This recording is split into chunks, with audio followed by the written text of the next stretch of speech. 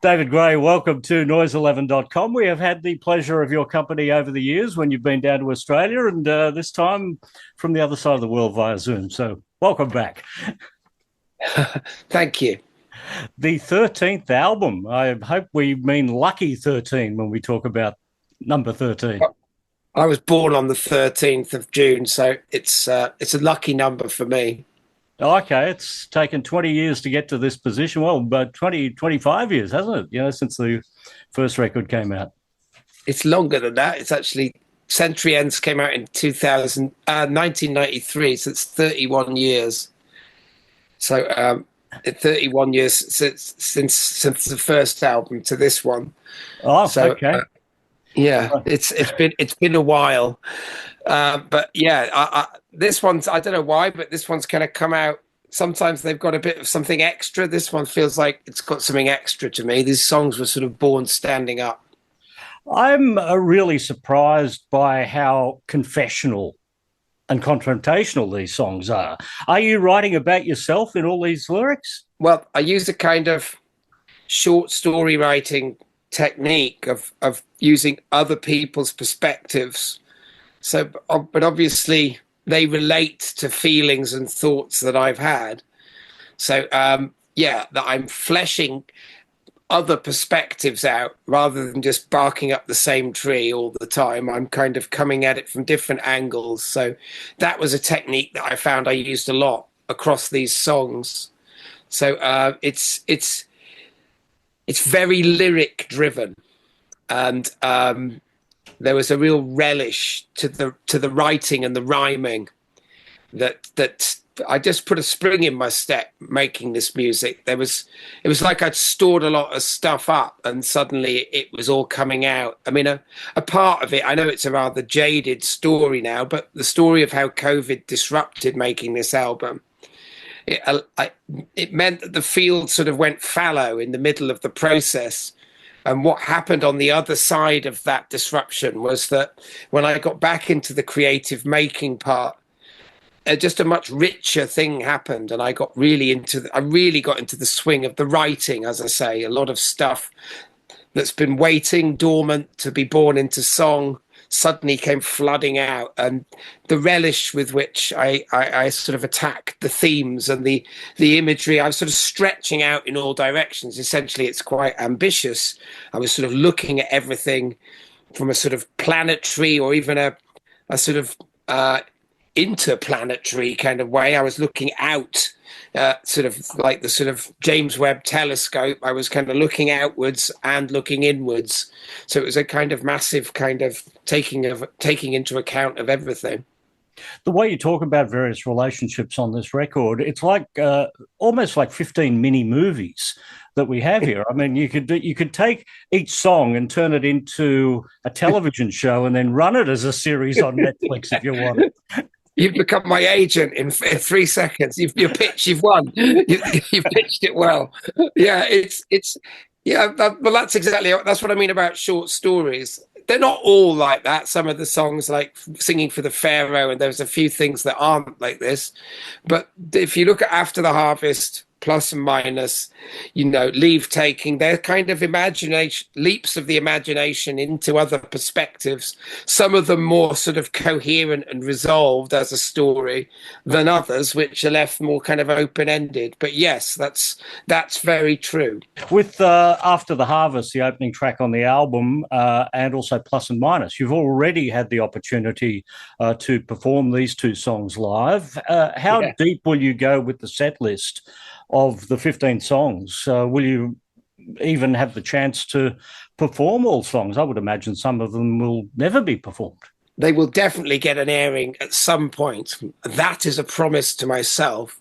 So you've got to water them or they'll die. So it's going to be a challenge, but I've got high ambitions for the tour. So it's going to be a bit more than anything I've done for a while. I mean, the set list is going to be a little bit longer, and it's going to accommodate all the big songs. I feel that these songs are strong enough to sit with the other stuff. So I'm not going to be forcing like oodles of new music down people's throats. I'm going to be changing it up. But the concept is, I feel that the music's very energized and very sort of front foot, it's like best foot forward stuff. I feel it's very melodic and very engaged, so it's not sort of interior and kind of moody and oblique. It's got a directness to it, even if it's hopefully sophisticated and complex in what it's trying to say. I feel that it's capable of existing in the sort of spaces I give it between bigger songs or more established songs. So I'm also going to be looking back across all the albums, so it's like a massive deep dive. I'm going to be going really deep on bits of the catalogue as well. I think because I can, and I've had an amazing band for a long time, and now we're going to showcase everything. Not all at once, that would be a bit crazy, but I think, but so night by night, we'll kind of move across different albums and sort of really focus on them. It may be that the way the set works is that's more done in a fragmented way. So it goes new song into an unexpected cover. There's going to be a lot of those as well. So, you know, and then, you know, from there, maybe like a big White Ladder song or a few songs off Life in Slow Motion, then another new song, another cover version leading into a really big song like Sail Away or something. And then out of the back of that into like a little chilled acoustic bit where I go really deep back. So it's going to be like that. I mean, it's going to be radically different, the set night after night. I think you're going to, if you want to go, then you want to hear This Year's Love, Please Forgive Me, Sail Away, The One I Love, you're going to hear them. But you're going to hear shitloads of other stuff as well. So it's basically, while I still can, I'm going to try and do the absolute, but also there's something about the way I feel, the fact that life feels so finite and fragile. So many things have happened.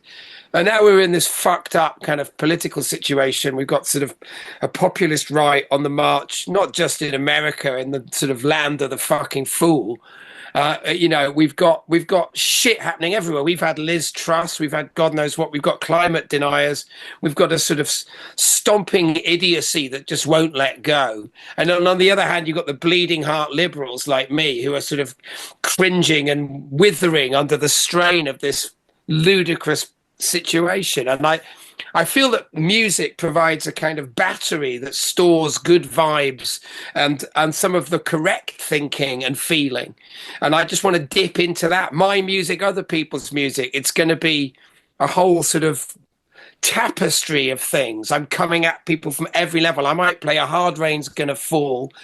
I might play Suzanne, the Nina Simone version of Leonard Cohen's song. I might play Mr. Know-It-All by Stevie Wonder. I'm going to be going like all over the place. And we've done a few charity shows in the distant past where we basically did massively ambitiously, like through tons of stuff we'd never done before. And they were like amazing gigs because we were seat of the pants stuff, but the crowd were really in. So that's the spirit of adventure that I'm trying to foster, not just in the band, but in the listeners, so that they're going to get all the big moments. One thing about White Ladder was touring that record. I didn't know how I'd feel doing the same set, but we looked at it as a kind of entertainment thing. And throwing in cover versions like Tainted Love and Life on Mars, it was phenomenally energizing. And I just thought, we don't even have to do the whole of a song. We could just do the last bit of Say a Little Prayer, the last 1 minute and 30 seconds of that, when that just becomes sort of exquisite and it rolls into itself. And just give everyone that hit. And just, anyway, these are my concepts. So in that, I'll be trying to play 4, 5, 6 new songs. I feel like the single and After the Harvest, they just, as I say, they were born standing up. People aren't going to be going, I'm bored, you know, when's he going to play something I know? They're going to be carried along by those things. So that's my hope. Well, I know the first time I saw you in 2003 in Melbourne, and you had a New Order cover in there, and it just knocked me out. That was the least thing I was expecting from the first time I saw David Gray. Well, and I think anyway, this time I'm really going to be hopping about the place. There's going to be all kinds of unexpected things, and as I say, it would change some nights. If I feel like playing 4 Bob Dylan songs back to back, I might do it because I'm a huge Dylan fan. It's going to be like that. It's a past and present that maybe exceeds my music is going to be just going everywhere. So that's the kind of concept, and it's bedded into that. I just believe these new songs are going to prosper. So we'll see. I'm the reason I'm going to go for energy, and unexpectedness is I want to buy quiet bits where I could do That Day Must Surely Come or Sunlight on Water, and I can bring the whole thing down and maybe spend 25 minutes sitting on a stool playing on my acoustic guitar. So it's going to be like that. You're introducing us to a new talent on this record, Talia Rae, who sings the song Plus and Minus with you. Tell me the story of Talia, and is she going to go out on the world tour with you? She's going to come on the UK and Ireland leg, and the Europe shows as well. So it's complicated getting visas and stuff for going to places. So she's not going to be able to come to America. I think she was up for it, but obviously it's expensive too for a young artist. Yeah, she's great. And Talia's like really ambitious, musically ambitious. She's so young, but she's got this kind of lovely, flavorful voice, like real smoky, bluesy style. Something very natural about her. And she's not like pushy ambitious. She's like the right side of like up for anything, but you know, she's very open-hearted too. So we've got on great. It's been a real pleasure working with her. I told her how to think about the parts before she recorded the vocal. She really listened. Like I said, it's rhythm. It's rhythm. You can listen to the rhythm of how I'm singing. It's very rhythmic. Don't just worry about the tuning. You've got to get your breathing right. It's not an easy song to sing. It's really fast. There's a lot of very fast vocals on this record. After the Harvest, Fighting Talk, and this one, and you know, they were a challenge for me to do. When I was in the studio, I was going, how the fuck am I going to do this? It's like, you know, I had to learn how to do it and breathe. I breathe here, and I elongate that word, take a breath, and go. And it's a sort of science. So. Yeah, so anyway, she's so lovely, and it's going to be a real treat singing every night. I mean, I've already sung the song with her a couple of times, so that's going to be great. I'll get her probably to sing on a couple of other things too while I'm at it, because duets are pretty rare. When I went back through the catalogue looking for the previous time, it was sort of all the way back to 2009 with Annie Lennox and Jolie Holland. Exactly, yeah. Jolie Holland and Annie Lennox, and now Talia Rae. She's in good company. So yeah, I've got up my sleeve. I have a kind of duets record concept, which I'm hoping to kind of. I don't know when, with my ridiculous sort of schedule of different things I want to do, but I'm hoping to execute this as a plan within the next few years. I've got some songs I've never recorded, and a lot of surplus material, and I think. So I do love the duet format. It doesn't even have to be boy-girl. It could be boy-boy. So, you know, there's different singers I love, you know, people with great voices, Ben Howard, all kinds of different people. I like their style.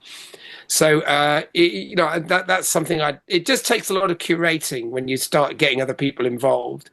It's a fucking nightmare. You did the 20th anniversary with White Ladder. You did not do the 20th anniversary for New Day at Midnight. And we have the 20th anniversary of Life in Slow Motion coming up in 2025. Do you have any plans for that one? Yeah, there's a deluxe reissue with some demos and all the B-sides collected together. And then there's going to be a surprise record, which it was a phenomenal recording session, that, because I bought the church studios and I wanted to buy myself some time. I had the whole band on retainers. We basically recorded like 5 days a week for about 2 years. There was just ludicrous amounts of stuff. And when I sold the catalogue, they were keen to put music out that hadn't been released. I said, well, let's start with Life in Slow Motion. So I don't know exactly when, but I've completed these two projects. I probably shouldn't say too much about them, but there'll definitely be a marking of the Life in Slow Motion record, and there's going to be a follow-up at some point of a whole other record, which will be its own thing. It will be have its own title, which will be related to Life in Slow Motion, and that will follow it. So, I mean, I would say that you sort of mentioned A New Day at Midnight. It's been a bit of a neglected record. So it was an awkward moment in my life, and I feel like but I'm itching to get back into that record. And so when I'm talking about going back to the catalogue, that is one record that's really going to feature on this next tour as well. So I've given everyone a ridiculous spreadsheet of things to learn. I'm not doing every song from every album. I mean, that would be ridiculous. But there's a lot of songs off A New Day at Midnight, which I'm definitely going to revisit. So you're going to be hearing some of that for sure if you come to a show. We haven't seen 2025 Australian dates. I mean, we only had you here in 2022, so I might sound a bit greedy saying we need another David Gray tour down in Australia, but are there plans to bring this record down here as well? 100% there are plans. Yeah, because we had a fantastic reception when we came through with the White Ladder tour. And people really responded, as you imagine they might, but we had a wonderful trip. And that was the end of that tour. So that still lives in the memory, that last little bit, in the way that tours kind of displace themselves as they move along. So we'll definitely be trying to come back. It's just working all the nuts and bolts out. There's phase one takes me from January through to May. And then there'll be some stuff in the summer, some festivals, and then we've already locking in some dates for end of August through September into October. And maybe after that, I'm hoping to announce a trip to Australia before Christmas. Fantastic. And, you played a great variety of venues when you've been in Australia, particularly in Melbourne, from Rod Laver Arena, Margaret Court Arena. Kicked off at the Palais. You've done Hamer Hall. Palais was a fantastic first place for you back in 2003, because that was also the same venue the very first Rolling Stones tour of Australia. They played that venue for the very first time. But unlike David Gray, the Rolling Stones did 2 shows a day in both their 1965 and 1966 tours. Mind you, I mean, set lists were only about 40 minutes long back then. Yeah, the matinee performance. I saw Bill Callahan a few years ago in London. He played like a sort of just him and his guitarist came over and he played this tiny venue in Hoxton Hall. And first he announced 1 show, then 2 shows, then 3 shows, then 4 shows back to back. Then he announced matinee performances on each day. I thought, old school, loved it. So 8 shows in 4 days. That's sort of the way it used to be done. Yeah, as you say, the sets used to be a lot shorter. Well, let me just add this. I'm 66 years old. A matinee show fits me quite nicely. Yeah, because everyone eats dinner now at about 6 o'clock. The streets are deserted by 9. I've turned into Grandpa Simpson. Yeah, it's like the COVID effect as well. I mean, it's not just age. It's post-COVID, everyone goes out for dinner at about 5:30. It's like lunch and dinner are sort of merging. Yeah. Well, thank you, David. It's great to talk to you as always. And that new album is just absolutely gobsmacking. Everyone gets to hear that in January 2025. One of the first albums out the gate in the new year. So looking forward to the release of that and the announcement of that Australian tour. Yeah, I want me to. And just watch this space for all that. I never know where there's always a protocol. I've probably blown it already. Yeah, I mean, we've had a sort of loose conversation, and I've said I want to come. So I think it's in the pipeline, and now people are trying to work stuff out. So I look forward to that and seeing you all again. Well, it was announced as a world tour, and we like to think Australia is part of the world. Yeah, well, let's just hope the world sticks together long enough that it happens. But absolutely, 100%. So yeah, I'm very proud of this record, and as I say, it's the energized nature of it, the confidence it shows, the breadth of it. Maybe has led to the sort of breadth and sort of expansiveness of the way I'm thinking about this tour as well, which is taking it sort of further than I've gone before. So I think if people do come, they'll be in for the whole thing, all the bells and whistles and some more. Well, you certainly sound excited about it, as am I. So thank you for joining us here at Noise 11. Okay. Cheers, Paul.